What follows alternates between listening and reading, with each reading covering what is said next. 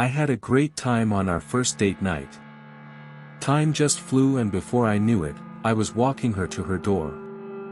We stood out on her porch chatting and kissing a bit, and then on the other side of the street our attention turned to a guy who was seemingly also walking his girl to her door. It just seemed like an ordinary weekend night, but as you'll later learn, it wasn't. It was getting late, and before making my way back home, I asked if I could use her restroom. While using her restroom, I heard what sounded like shouting, screaming, and then the distinguishable sound of gunshots. I quickly hurried out of the restroom and joined my date peering through the living room window. The guy who was originally walking his girl to her door was now on the ground clutching his chest with his girl kneeling right next to him, bawling her eyes out. A handful of people came out of their homes and rushed to their aid.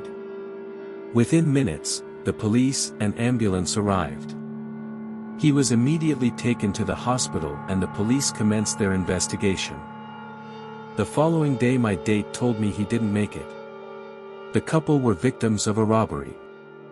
The story goes the guy tried to wrestle the gun away from the gunman, getting shot during the scuffle. The shouting I heard was the gunman demanding everything they had on them, the screaming was the girl pleading with them to stop, and then the gunshots followed that ultimately took the young man's life.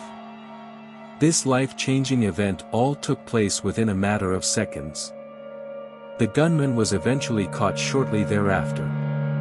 Apparently, he was on a crime spree that night. He had robbed a few people within the area prior to the fatal shooting, and the police were already looking for him. The whole thing was just downright sad, senseless, and scary. I can't help but think that had I not asked to use the restroom at that very moment, we would have been robbed that night as well.